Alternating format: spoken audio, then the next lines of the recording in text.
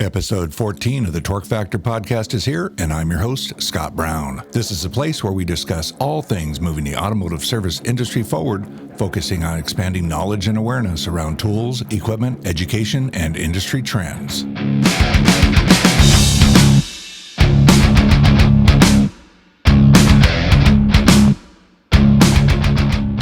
This episode's featured guest is with Mr. David Aylor, who is the Manager of Active Safety Testing at the Insurance Institute for Highway Safety. Mr. Aylor has worked at IIHS since 2004 and has been closely involved with all of its testing programs. Most recently, he has helped develop the evaluation program for front crash prevention systems. His areas of research include rear impact, low-speed damageability, and crash avoidance technology. Mr. Aylor received a bachelor's degree in mechanical engineering from the University of Virginia. Mr. Aylor and I recently connected to discuss advanced driver assistance systems, ADAS feature testing, and when we're likely to see Level 5 autonomous vehicles on the road. This episode is sponsored in part by LaunchTech USA is a leading diagnostic tool manufacturer, continually improving their diagnostic scan tool lineup by keeping pace with OEM diagnostic requirements. Focusing on accuracy, reliability, and usability, LaunchTech Diagnostic Tools provides today's service technicians with the information they need to support diagnostic proficiency. From its FCA-approved X431 ProLine scan tool and high-level electrical diagnostic tools like the 4-channel Box 2 oscilloscope, and all the way to their intelligent ADAS solutions, LaunchTech is committed to providing service professionals with diagnostic efficiency and profitability. VehicleServicePros.com is a trusted online resource for vehicle service and repair information, fleet maintenance management, and the latest products for servicing America's fleet of vehicles. It's the official website of Professional Tool and Equipment News, Fleet Maintenance, and Professional Distributor magazines. VehicleServicePros.com is on the pulse of the industry, sharing new technology, the latest product information, and market trends to keep our readers in the know-how. All right, that brings us to our recall segment. First up is 20 Victor-766, potentially affecting 7,700 2020 Subaru Legacy and Outback vehicles. These vehicles are equipped with the high-grade and mid-grade multimedia navigation. The August 2020 over-the-air software update may have timed out without completing the installation. This resulted in corrupting the data and causing the rearview display to shut off intermittently. Subaru will notify owners and dealers will reprogram the software and, if necessary, replace the Cockpit Control Module free of charge. The recall is expected to begin January 22, 2021. The next recall we have is from American Honda Motor Company, recall number 20 Victor-768, potentially affecting just under 269,000 vehicles. The vehicles involved are certain 2002 to 2006 CRVs. What's happening here is that moisture may enter the driver's side power window master switch, causing the switch to fail or melt. If the switch fails, it could overheat and smoke, increasing the risk of fire. Honda will notify owners and dealers will replace the power window master switch and inspect the wiring harness for damage, replacing it if necessary, free of charge. The recall is expected to begin on January 18, 2021. Up next is a case study posted to Diagnostic Network from Bernie Thompson at Automotive Test Solutions. Bernie's case study is a video that covers the diagnostics he used to uncover the cause of a persistent DTC P0399 and an extended crank condition on a 2018 Chrysler 300 with the infamous 3.6-liter ERB engine. Bernie walks you through the diagnostic process and how he used the oscilloscope to identify a mechanical problem with the crankshaft reluctor. A link to the entire post can be found within the show notes, and I encourage you to check it out. And that brings us to our featured guest, Mr. David Aylor, Manager of Active Safety System Testing at the Insurance Institute for Highway Safety. So let's have a listen. Well, today, folks, I'm fortunate to have an expert from the IIHS, which is the Insurance Institute for Highway Safety, and you probably know who they are. You've seen all the crash tests that get done and published showing how cars fare in certain crash tests. Well, these are the folks that do this type of testing. And in fact, they were founded in 1959. And as I was prepping for this call, I saw that on YouTube they have a video that they did to commemorate their 50th. So this was back in 2009. And they took a 1959 Chevrolet Bel Air and they crashed it into a 2009 Chevrolet, and just to illustrate the drastic change in safety technology. And I encourage you to go check it out because it's really eye-opening. Safety systems on these cars are doing a lot. So today we have David Aylor, who is the Manager of Active Safety Testing at IIHS. So welcome to the call, David. Yeah, thanks for having me. I really appreciate it, and I look forward to our conversation about just some of the trends in technology and vehicles these days. Sure. So the reason I reached out to IIHS and is to get a little more data because I participate in a number of groups out there, and one of the work groups is through the Auto Care Association. And last year we had a presentation by one of your colleagues, Sean O'Malley, and he provided us some really good insight on some different things that are happening. One about the research center, and then two about what ADAS is what impact ADAS is having in the marketplace. So, tell me just a little bit about the research center there in Virginia. Yeah, so I work at our Vehicle Research Center, which is in Ruckersville, Virginia. It's central Virginia, about 2 hours south of Washington, D.C. And we have a full crash lab where we can do crash tests, like the test you talked about, the 59 Bel Air into the '09 Malibu. We also have two test tracks. We have a 5-acre covered test track that allows us to test no matter the weather conditions. And then we have a typical outdoor test track. So we do crash testing. We also do what we call crash avoidance testing to look at some of the new technologies that will automatically apply the brakes or warn the driver. And so we're constantly, conducting testing, looking at new technology, trying to promote vehicle systems that make vehicles safer. Again, both before a crash and then in the event that you're actually in a crash. So, how involved are you with the ADAS stuff? Is that in your wheelhouse? Yeah, absolutely. So, as you mentioned, my title is Manager of Active Safety, and what that means is I manage a team of folks that research the new technology that tries to prevent you from being in a crash. We then develop tests to evaluate these systems and promote them to the consumers when they're buying cars. And so we are out on our test track every day, using different equipment and fake targets to evaluate how well these systems work. Great. So if we look at the SAE, the SAE is basically defined the stages on the road to autonomy. So they have 6 levels, starting out at level 0 and ending at level 5. What do you see as far as the transition to the level 5? When do you think we might see something in production in the marketplace? Yeah, it's hard to say. I think that's a long way off. I think several years ago, there was a lot of talk, a lot of media hyping, in 5 years, we'll see automated cars. I think that was sort of the peak of the discussion. And I think we've now started to realize that it's a lot more challenging than we thought. And so level 5 being, full autonomy where the car is driving you from point A to B, is extremely challenging. And so I think we're just in the beginning stages of trying to get there, and it's going to take baby steps. And I think, we're going to have human-driven cars for decades to come, for sure.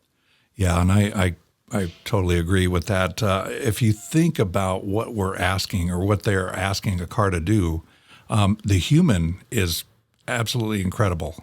We can make decisions based off of our experiences, and that's what a lot of this, the AI, right, is trying to learn how to recognize events or objects or what have you, and then issue certain commands into the vehicle. And a human is just absolutely remarkable as far as how they can respond or what have you. But there are times when a human is in a deficient state, right, where they're distracted or not paying attention. So yeah, this stuff is it's absolutely incredible. And this is what the reason I have you on the call is to talk about what impact it's having, because these sensors and systems or what have you, they're being introduced into the vehicle as sort of a test, right? As we migrate and mature these systems and eventually getting to level 5, we're now having to deal with these systems. So what can you tell me? You have another group that works with in conjunction with IIHS called HLDI, which is a Highway Loss Data Institute. And I don't know if you have any data for me, but if we look at what impact is the driver assistance or these active safety systems having on, say, a reduction in collisions and injuries? Yeah, great question. Like you said, a lot of these current systems, are sort of the initial steps towards partially automated or fully automated systems. And some of these systems like forward collision warning or forward collision warning with auto brake, lane departure, if you go on and on, we are seeing significant benefits. And as you mentioned, our sister organization, the Highway Loss Data Institute, they're able to get a lot of information from our insurance sponsors. And for several years now, they've been looking at the effectiveness of these systems by comparing optional systems. So they can look at the same make and model with and without a technology. And so for many of these systems, we're seeing significant reductions. For instance, we're seeing 27% reductions in front to rear crashes for systems that warn the driver. Now, when you add forward collision warning with automatic braking, so a system that will warn the driver, and if the driver doesn't respond, it will apply the brakes, we're seeing about a 50% reduction in front to rear crashes. I mean, that's a huge number. I mean, we've all, driven down the interstate, seen a front to rear collision where potentially the driver was, not paying attention, maybe, playing with their radio or their phone. And so those are huge reductions. Another, big area that we've seen is rear automatic braking. And so, we've seen for years the small, ultrasonic sensors on the back of the car that beep at the driver when they're getting closer. Well, now manufacturers are automatically applying the brake, and we're seeing almost an 80% reduction for vehicles equipped with rear automatic braking. And that's a common crash scenario in the parking lot of the grocery store where you back into another car or a pole. And so, as I said at the beginning, these technologies are just initial steps, but we're seeing that they're highly effective in helping the driver avoid crashes. Yeah, and that is interesting. It's really kind of a hard stat to come up with too, because I started thinking about this. Well, how do you report the near misses of that don't result in a collision, right? And I know that I've been driving a level 0 vehicle, going back probably 6 or 7 years. And I know that there were a couple of occasions where the beeping alert had me like focus my attention, and I avoided, bumping into somebody. So, I know you have to do comparative, but man, there's got to be a big pool of people out there that are missing events like that just due to these safety systems. Yeah, absolutely. And it's very hard to study. And because of our insurance sponsors and the amount of data that we get, we're able to compare as best we can, apples to apples, a Toyota Camry with the system as optional versus a Camry without it. And so our whole process is once we see that technology in the real world is working, we then develop a test to evaluate it and promote it. And what you see now is these manufacturers, they want to do well in our tests. And so these features become more prevalent. They become standard. and we even worked with the federal government and most of the vehicle manufacturers to come up with a voluntary commitment that they would make this standard, by next year. And so that's a huge step for a technology that's, reducing front to rear crashes by 50%. Yeah, that is awesome. All right, so I want to move into the service and repair segment because that's what I'm involved with, and that's what my listeners are engaged with, because these technologies are going to be part of our lives, and for some they're already there because some of these guys do work for collision centers, and so they're seeing vehicles that they're getting in a collision, and there are service impact or there are service requirements around these systems. When you put that vehicle back into service so that it's ready to deliver the same level of capabilities it was originally designed for. Are you monitoring what impact service and repair is having on the, or what the ADAS systems are having an impact on the service and repair segment? Yeah, absolutely. I think there's a couple pieces of that. Obviously we want to reduce the crashes in general, but we also would like to reduce the cost of these. And a lot of these systems have very expensive components on the edges of the vehicle, expensive radars, ultrasonic sensors. And so when you are in a low speed crash, it's typical that your body shops are used to seeing. Low speed crash can result in significant amount of damage from replacing these parts.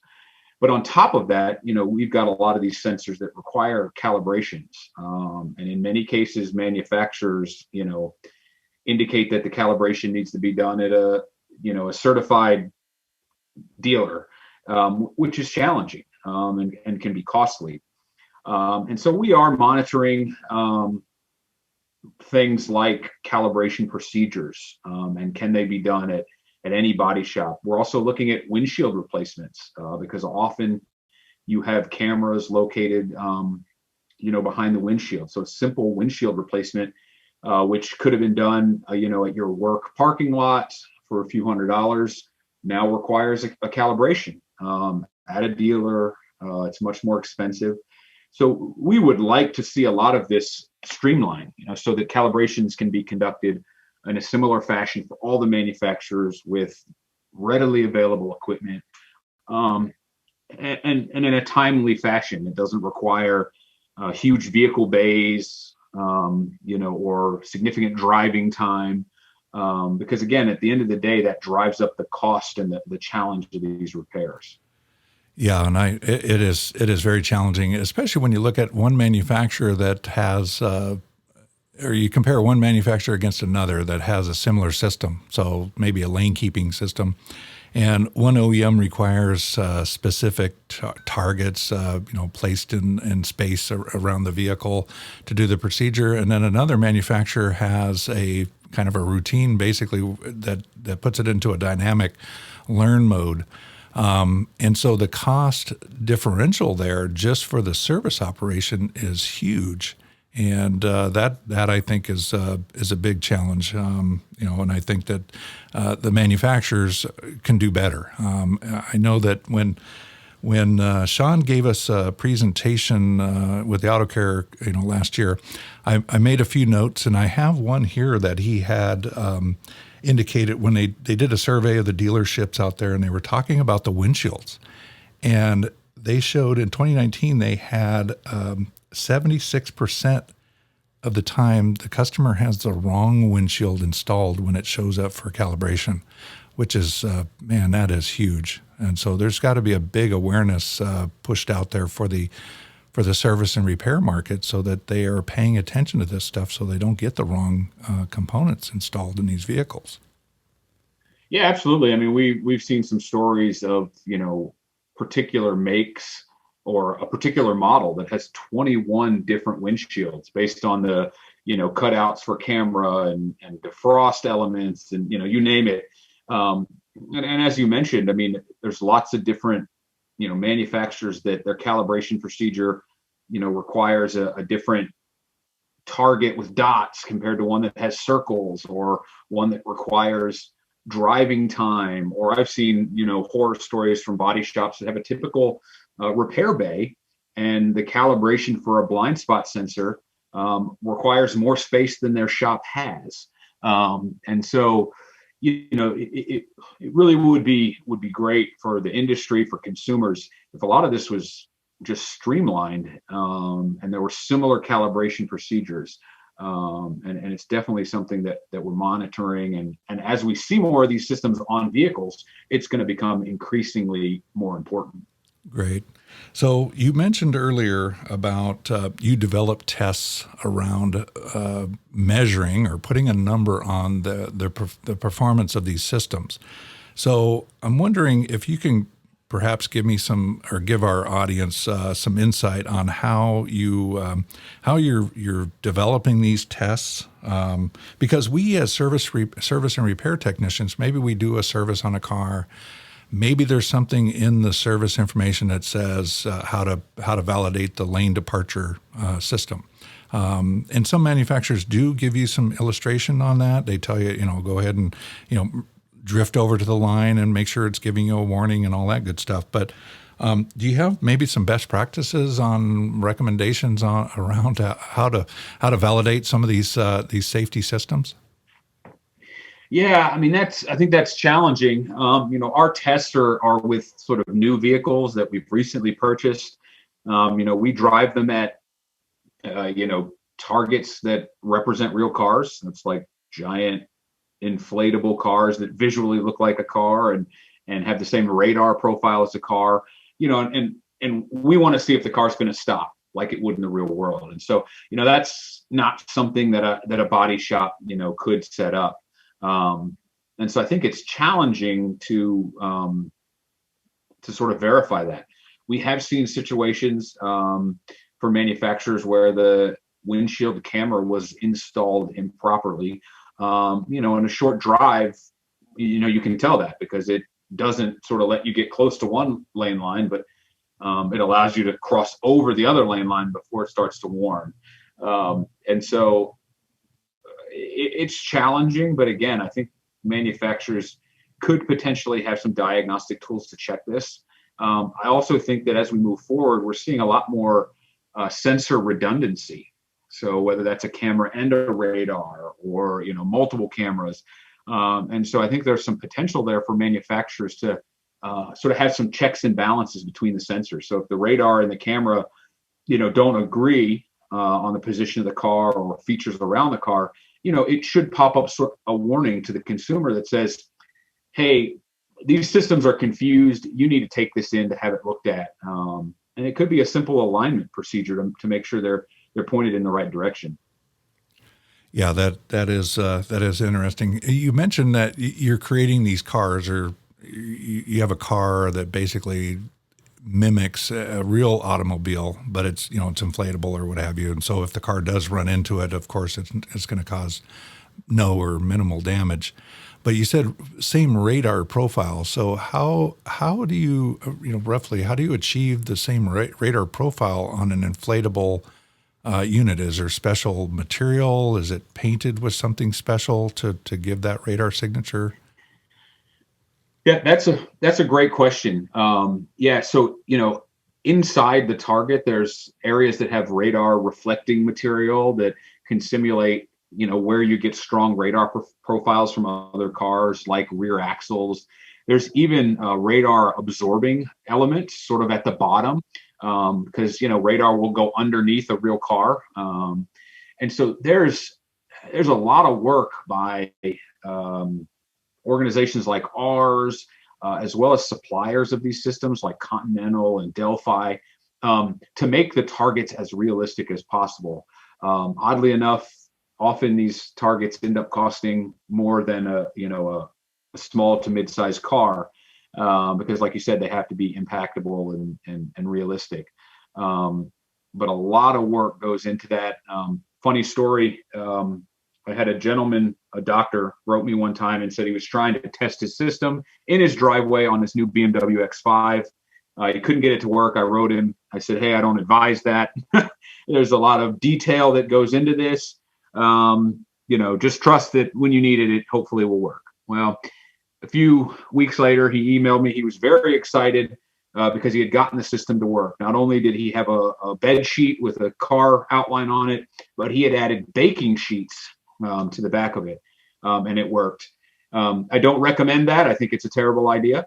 But it's along those lines. The cameras visually need to see, what looks like a car, but they also need to have radar return. And cars are getting more and more intelligent in being able to discern the difference between a vehicle, a bicycle, a pedestrian, a trash can, a tin can. And so, that's a challenge as the systems become more complex, how we repair them and calibrate them. Yeah, definitely. There is a lot of science going into these perception systems. Again, it's they're going to be expected to perform like a human, and we may recognize certain things that are happening, and now we've got to have a machine try to recognize that.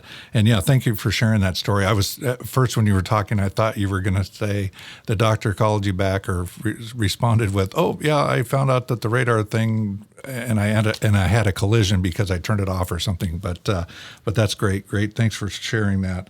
So one of the other things that I want to ask you about is what new technologies are coming into the pipeline. I know that I watched a live webcast last year. I think it was around June or July of last year, and you were actually on this webcast.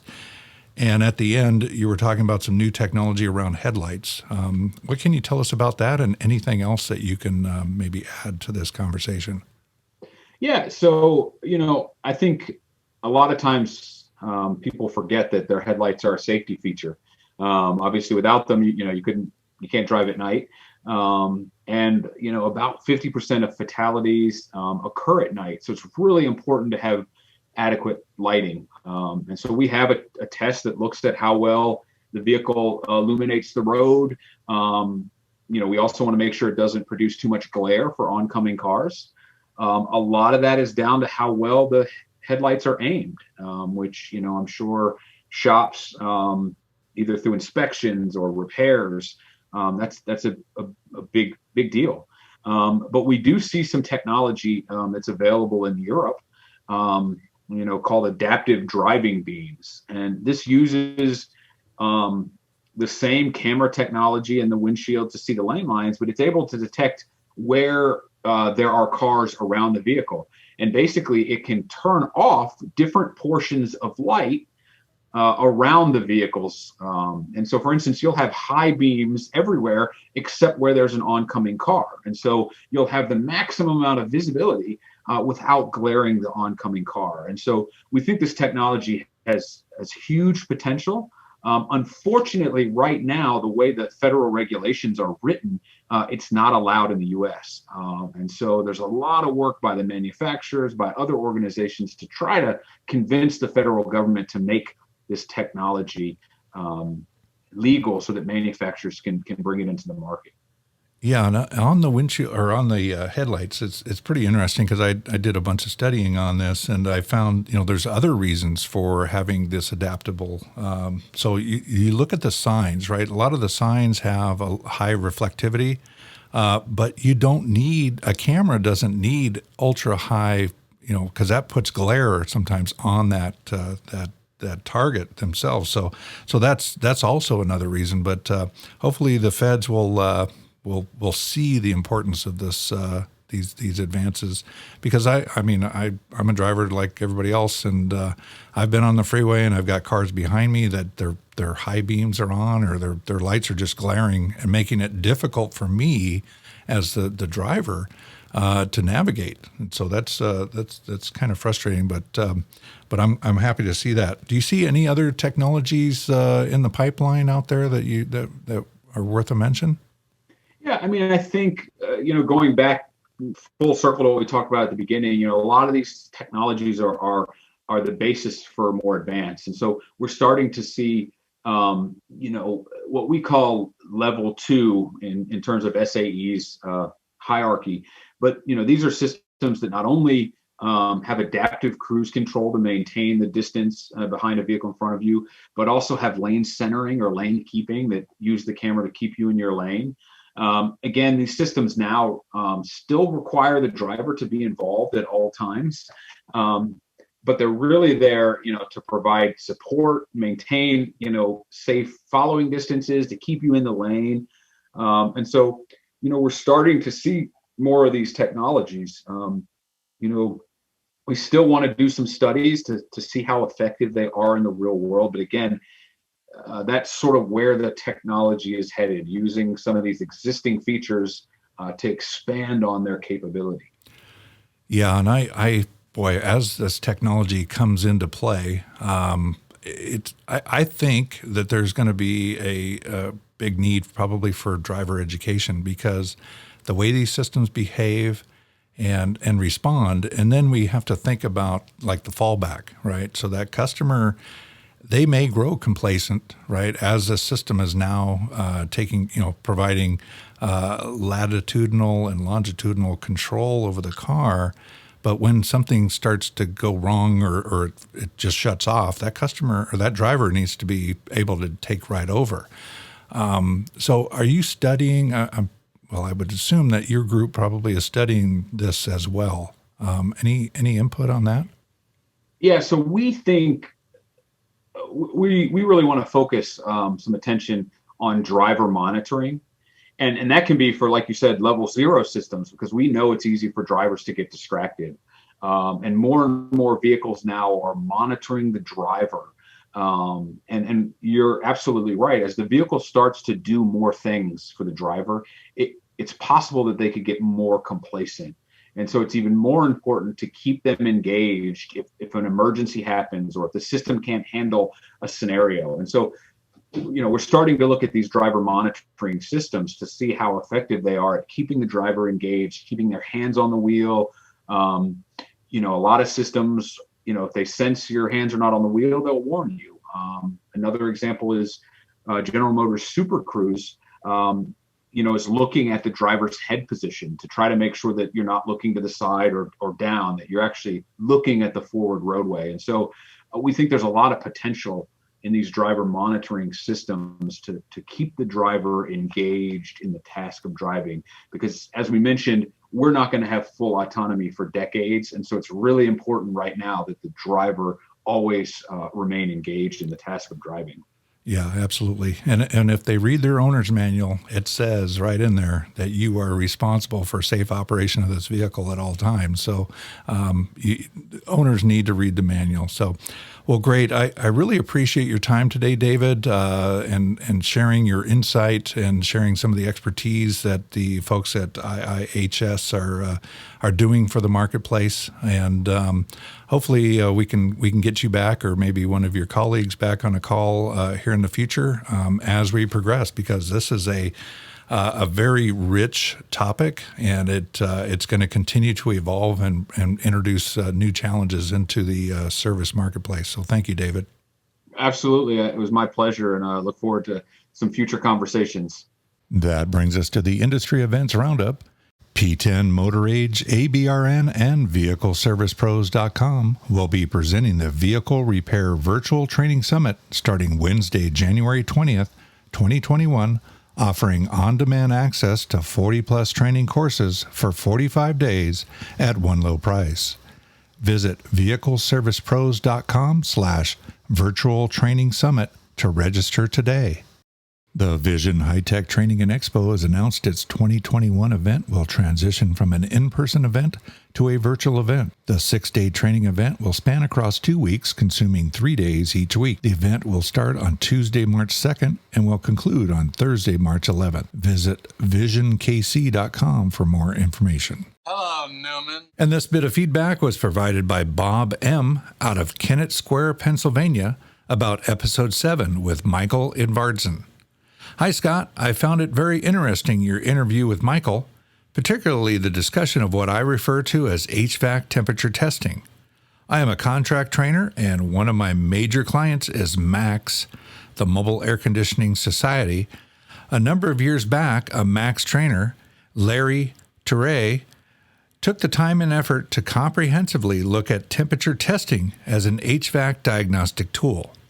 Larry took the pain to measure a myriad of systems with different problems and then cataloged them to produce a very comprehensive class on the topic. The class was delivered at several of the MAX conventions back around 2015 and is still available as a standalone class from MAX. MAX also developed a DVD for the class, and it's still available from AVI under title LBT272. Well, we thank you, Bob, for your feedback. And recently, MAX has retitled their association as the Mobile Air Climate Systems Association. And for your listeners, if you'd like to submit your feedback, please drop us a note in our mailbag, podcast@vehicleservicepros.com. And we'd love to get your feedback. If you have any questions, comments, or suggestions on topics or guests, please drop us a note in our mailbag, podcast@vehicleservicepros.com. Now that brings us to the end of the show, and we hope we were able to bring you some quality content. And we thank you for joining us.